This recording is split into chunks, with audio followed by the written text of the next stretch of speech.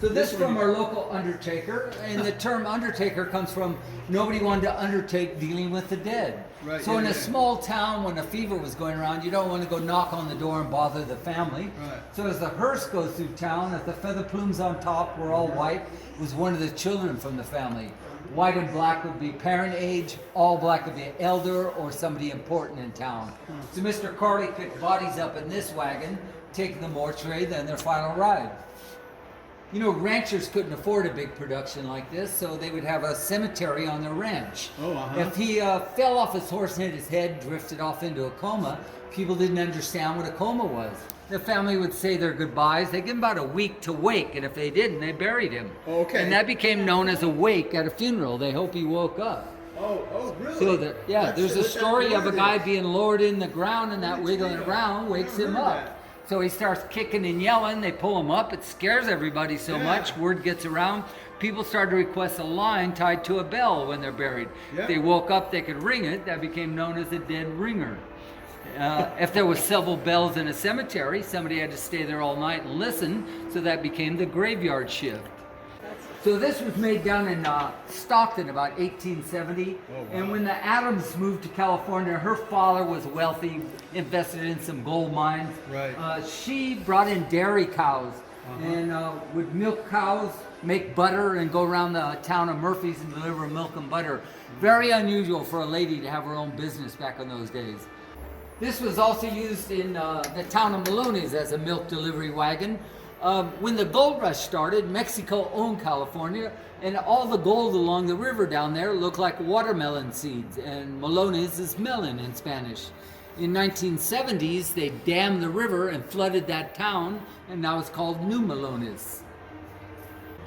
This was in San Francisco at the turn of the last century, and the novelty was roasted popcorn and peanuts. A lot of people probably had never experienced popcorn. This is an early lunch truck. It has a window right here to sell from, but it had a steam engine. Steamed popcorn will last for several days. Oil pop gets rubbery and stale after a few days. Huh. So long ago, all the roads were dirt, and in the winter that means mud. So to alleviate mud in the wintertime in cities, they put brick or rock in the roadway. Well, horses don't care where they go, so they have to wash the streets, and muckers have to shovel up the manure and wheelbarrow it off. So when this is full of water, there's an old expression, he's up there working, he's on the wagon. Grandfathers, Studebakers, came from Germany, Right, yeah. and they were blacksmiths, and Yeah. their sons became blacksmiths. And one of the sons realized when somebody ordered irons for a wagon, he goes, if we make 2 of everything, we can make our own wagon. So they made 1 or 2 wagons a year, and they did pretty good. Well, their sons became blacksmiths, and they started going into the wagon business. One of the sons gets gold fever and comes out to California thinking he's going to get gold. Yeah. Well, he's struggling, can't find gold anywhere. So being a blacksmith, he goes over to the local blacksmith shop and he's talking to the guy, yeah, I'm struggling. And he goes, oh, you're a blacksmith, I need help. So he gets a job, at least he can feed himself. Well, he realizes the miners are muscling these big rocks around. He said, I can make wheelbarrows. So he starts making wheelbarrows, and he makes a ton of money.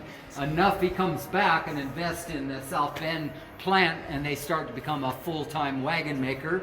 Then the Civil War comes along. The Army orders a massive amount of wagons because they had such good reputation, and they become the big company that we know. They, the first automobile they made in 1902 was a electric. They tried to go electric at first and just weren't successful, so they gave in and went with petroleum. 1906 or 07 is when they first made a gas power car. Wow. So this is also a Studebaker here. Probably came out to California about 1852. These wagons that were coming out here, they could put a lot of weight. So if they put 1,000 pounds of dry food and only a couple hundred pounds of belongings, they do pretty well. Yeah, If yeah. you put 1,000 pounds of belongings, only a couple hundred pounds of food, you'd run out of food. So this had a lot of problems, and that Conestoga company addressed those. Bigger tailgates, full canvas tops. So, and as the roads improved, those little bit bigger wagon could make But this one, the wood on wood steering would wear, and you could see where it was crashing into the body. So a guy named Ackerman steals this idea, but he patented it, so he gets credit. See that big iron wheel under there? When you made a turn, it would lock against that so it wouldn't overturn, and he called those a fifth wheel. So when the Transcontinental Rail made it to California, these spring wagons started to come out by the trainload. So when the springs are sitting this direction, they're known as a platform spring. Right. When they go from the front axle to the back axle, they were known as a mustache spring. Okay. So the brake is a block of wood against the back wheel, and it's your leg power putting that brake on. Bigger wagon, bigger brakes. So all the braking mechanism on all these wagons is on the right side, started us driving on the right side of the road in America. Wow. They were on the wrong side in the UK. Now, long ago, when a man would be on his horse, he would stay to the left side of the road. If a highwayman come up to rob him, he could draw his weapon and fight right-handed, so they would remain on the left side of the road. This here is a covered wagon, but not when they came to California, and it's a delivery freight wagon. It's too big. It would have fallen apart trying to get to California. But a team of mules typically walks 10 to 12 miles a day, 15 on a good day. So all the towns around here, probably where you live, are spaced 10 to 12 miles apart. About a day's walk for a team. So the guy that owned this would go around and ask all the merchants, what do you need? I'm going down to the big city. Then he would take all the team down there. Probably 3 days to get down to Stockton, buy all the supplies, and maybe 5 to 6 days to get back uphill with a loaded wagon. Stagecoaches are actually pretty expensive. This is what common people could afford to travel in. But they both have a leather thorough brace here, a leather suspension, which makes a nice soft ride for people and the animals. These were also known as a mud wagon. In winter months, mud would splash up on you while you're traveling. It was a slow ride. So Murphy's is 10 miles up the road. So if you got on board at 9 in the morning down here, you wouldn't get up to Murphy's till about 5 in the evening. Wow. But the modern highways cut through the middle of everything. Right, Long yeah, ago, roads would go out to a ranch, back out to another one, back out to another one. So it was a slow travel. And you could pick up things and drop things off. These two are ranch wagons, like a pickup truck nowadays. They were both made in the Henderson factory downtown Stockton, and that building's still there. So dirt and dust will get up in the hub, and that wheel starts squeaking. It drives you nuts as you're working, so when you get back to the ranch, the squeaky wheel will get the grease. So you use these wheel jacks, you lift the wagon up. They're all on with a square nut, so you'd use the universal lug wrench, take that thing off, clean it out real good. They didn't have petroleum grease like we have now. They would use animal fat, lard or bacon fat, grease it back up, and you're good to go. Then you get one of these multi-size wrenches and go around and tighten up every nut and bolt on the constant maintenance. So when it's time to go to town, a family may not want to bounce around in a wagon like that. So these little spring wagons, known as a surrey, became very popular. They were designed in Surrey, England. So when you have a team hitched up and they're in a full gallop, they call that dashing along. Well, the mud and everything that splashes up from the animals, you're protected by a dashboard. When people traveled, a lot of times they were moving, they'd have all their belongings in a large trunk. There's always a spot in the back for the trunk, and first 3 letters of carriage is car. So if you're shopping for a new carriage, you want to make sure it has a fifth wheel, a dashboard, canopy top, trunk space, all those luxuries. A right side saddle. So her left knee would go up in here with her foot in, her right leg over the top. There's a little handle back here, and she'd hold the reins in her left hand.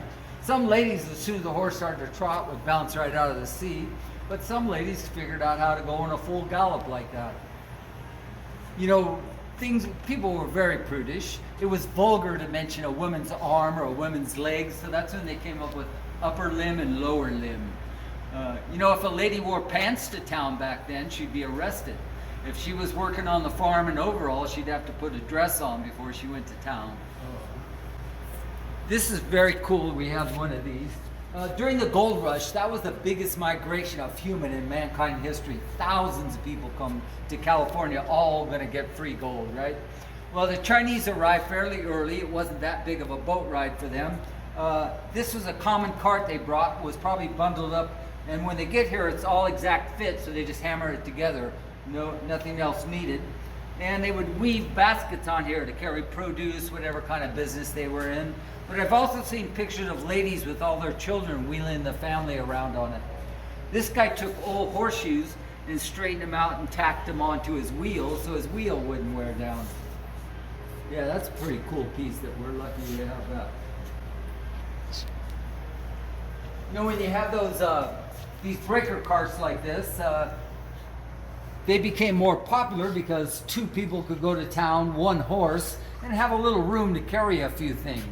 Well, when these poles are up on a horse's back and they feel all that weight, they can't see what's going on, they'll kick. And people got tired of being kicked. So wagon makers made this, where you lift that up and you could step in from the back without getting kicked. I always think they should have had a dashboard right here. It's not that pleasant behind the horse. So this is a big lumber wagon. They realized a mule could pull about 1,000 pounds. They'd have to guess how much their load of logs weigh, how much the wagon weighs, how many mules to hitch in a team. And then there's no driver. Men walked or rode alongside to persuade the team to keep moving. And when you're working a team like that, you're known as a teamster. So they were carrying gold in this big, heavy iron box. This box weighs about 150 pounds with gold in it, 200 pounds. Nobody's going to grab that and jump on their horse and ride away. So when they were first bringing gold down from Murphy's here, Wells Fargo would take it to the mint and they would make $5 gold piece. When they get those in circulation, dishonest man would take his knife and scrape the edge.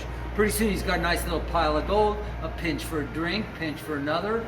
Well, the coins were shrinking and the store owner started complaining it's not worth $5 anymore.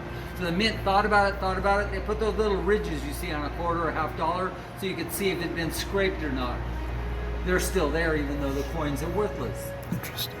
So up in Murphy's, all the gold was on the surface. And it was real easy panning in 49 and 50. But down here, people were struggling, just finding little specks. So a guy named Downey Hugh Raspberry, he's hungry, gets his musket and goes out to look for a rabbit or a squirrel. Well, loading his musket, the ramrod gets stuck. So he shoots it into the ground and he breaks open a quartz rock. And it's like, oh, that looks like it might be gold. So he takes it into the SA office. You got gold there. So he starts digging deeper. He works that spot for a year, deeper. They say he pulls out close to $8,000 in gold, which is a fortune back in those days.